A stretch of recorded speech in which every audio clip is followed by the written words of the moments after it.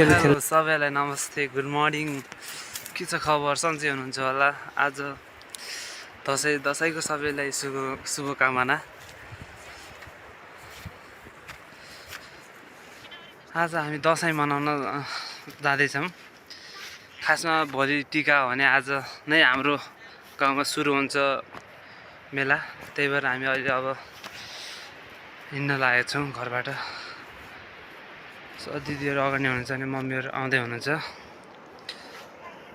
Hello guys, अब हामी अलिकति घरभन्दा माथि नै पुगिसकेका छौँ। अघि तलबाट अब दसैँको माहौल कस्तो हुन्छ त्यही अब देखाउने छौँ।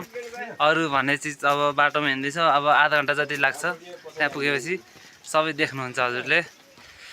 अब हामी केही छिनपछि अब ठाउँतिर पुग्दैछौँ। अब सबै जम्मा भएर मान्छेहरू हिँड्दैछन् होइन।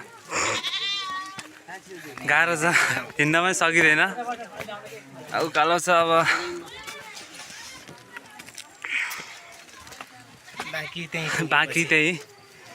बाँकीको भिडियो भने त्यही हो हुन्छ।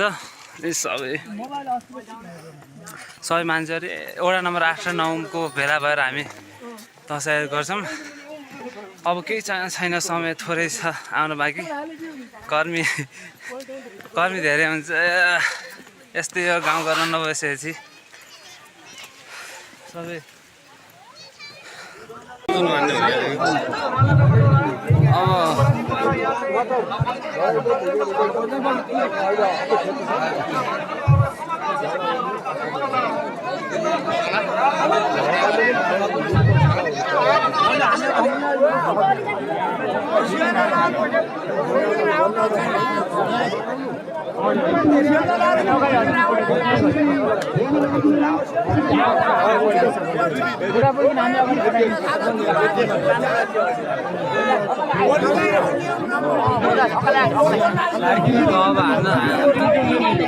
अब काट्न लागिसकेको छन् भने अब हेरौँ अब कति साँठ लगाएर काट्छन् र कति दुःख दिन्छन् भने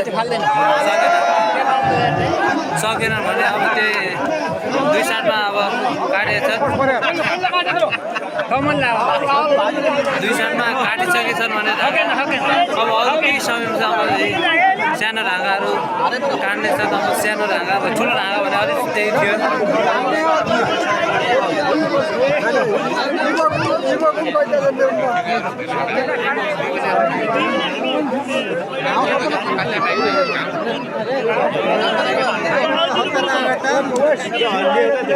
धेरै हल्लियो नि त।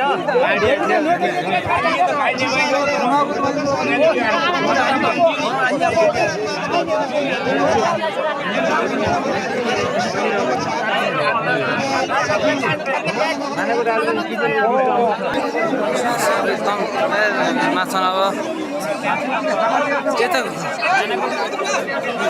अब सबैले चढेर अब बलि दिने चलन छ।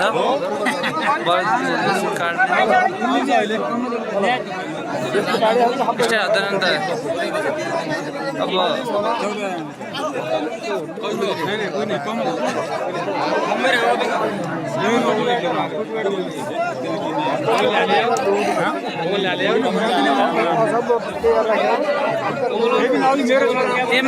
त्यसमा किन बिरान हेर।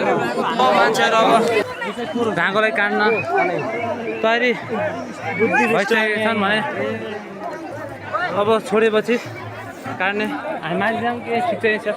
सुरक्षा तरिका सबैले सुरक्षा तरिकाले अब सब मान्छेहरू यसरी अब छोड्छन् र ढाँको चाहिँ कतातिर लिन्छन् भन्ने हो छैन। अब मान्छेहरू आउनुपर्छ। यस्तै हो अब सुरक्षा तरिकाले यसरी हुन्छ कि जस्तो लाग्यो तपाईँ हुँदैन। यस्तै हो मान्छेहरू भइसकेपछि धेरै मान्छेहरूले सुरक्षा अलिकति व्यवस्था कम भयो जस्तो महसुस भइरहेको।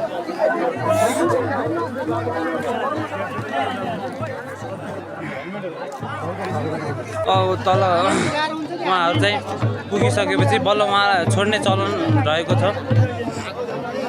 ल अब हामी माथि ठुलो ढाँको काट्नेतिर आइसकेको थियौँ। थुप्रै मान्छेहरू जम्मा भइसकेछन् भने अब केही बेरमा काट्ने सुरु गर्छन् र लखेडी काट्ने चलन छ। त्यो चलनलाई चाहिँ हामीले अब हामीभन्दा कयौँ वर्ष अगाडि नै चलिआएको हो।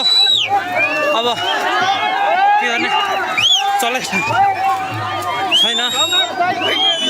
अब केही छैन, मान्छेहरू थुप्रै छन् भने अब छोड्न चाहिँ समाधि दाइ दर्शन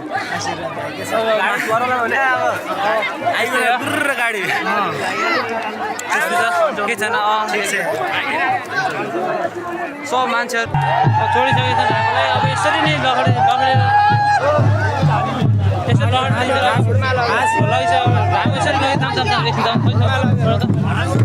यसरी लगेर जान्छ नागो। अब सबै यही नै हान्न लागिसकेका छन्। हामीलाई चाहिँ विशेष मान्छेहरू चाहिँ यसरी लगेर यता लगेका छन्। यस्तै लगिसकेको छ उता लगिसके धागो उता यसरी नै लखेडेर जान्छन्। कोही सक्दैन। अब त्यो राङ्गो चाहिँ धेरै नै टाढा भाग्नेवाला छ। मान्छेहरू लगिसकेको छैन यसपालि।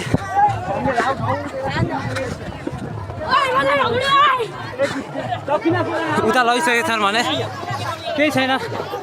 धागो चाहिँ धेरै टाढा जाँदैन। धागोलाई फर्काले फर्किस नागो।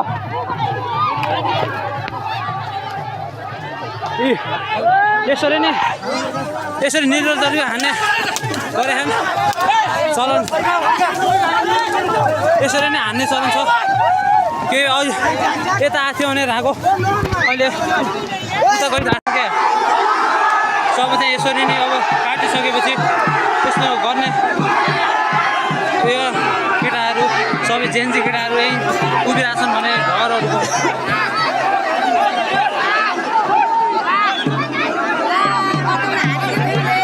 कहाँ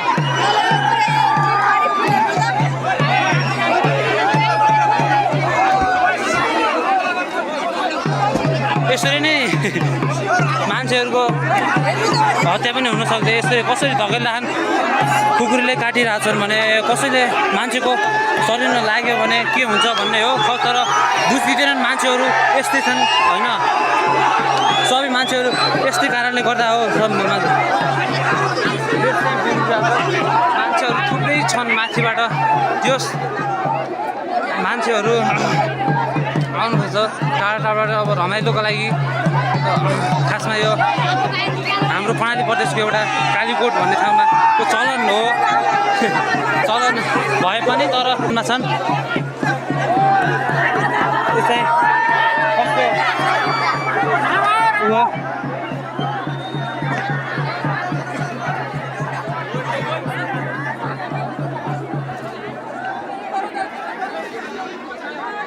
मान्छेहरू थुप्रै हुनुहुन्छ। त्यो माथिबाट घरबाट हेरेर आउनु छ भने कसैले यो खासमा घरमा एउटा चलन भएर पनि हो कसैको। तर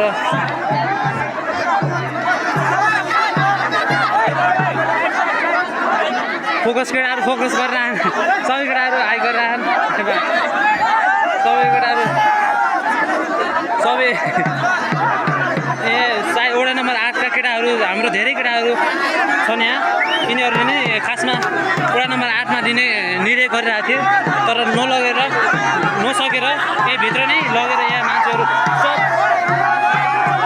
भुइँसो भुइँ लडिरहेछन्। आफू कोही मान्छे के धेरै युवा केटाहरू यो चक्कु नचलाऊ केटाहरू चक्कु चलाइरहेछन् यहाँ।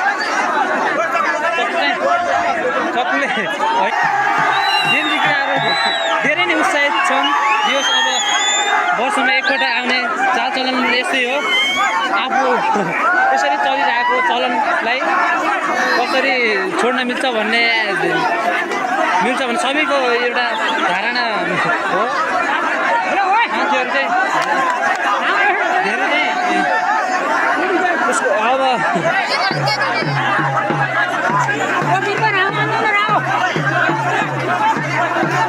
राँगोलाई बाहिर निस्किन दिँदैनन् भने भित्र गोठमा गइसकेपछि राँगो बस्न सफल आफै भएछ। तर अब युवा केटाहरू आफू झगडा गरिरहेछन् भने बाहिर निस्किन लागेको छ। अब राँगो निस्किन्छ कि अब के हुन्छ अब भन्ने अब यसको केही निश्चित छैन र यसको निश्चित हुन बाँकी नै छन्। मान्छेहरू यहाँ आफू घुइँचो लागिरहेछन् भने यहाँ स्वयंसेवी केटाहरू पनि आइसकेका छन् र स्वयंसेवी केटाहरूले सकेका छैनन् भने हाम्रो पुलिस साथीहरू पनि माथि नै हुनुहुन्छ। त्यो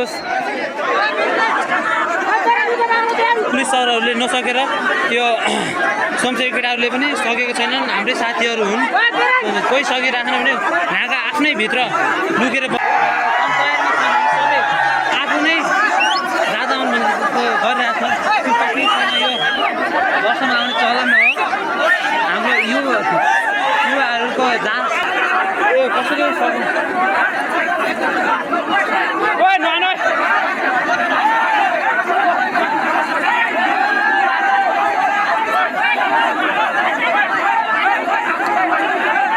यिनीहरू चाहिँ मेरो भाइहरू हो।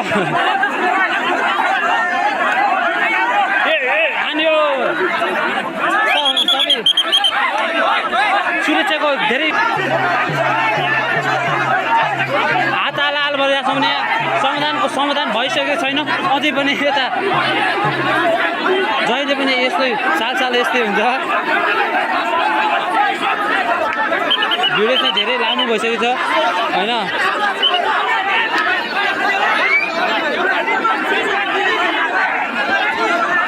ढाका काटिसकेपछि अब यो खेल खेल्ने चलन छ। यसलाई भन्छ सरम खेल कि सरममा के खेल भन्छ। यही हो एउटा सुदूरपश्चिमको कल्चर संस्कृति। राम्रो देश ठिकै छ।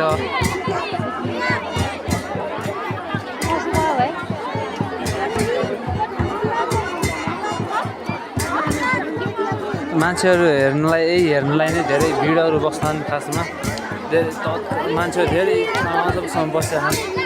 करिब 1 घन्टापछि यो राँगो काटेको 1 घन्टापछि यो खेल आउने गर्दछ। खेलमा सबै सहभागी छन्। खेल एकदमै राम्रो रोचक छ।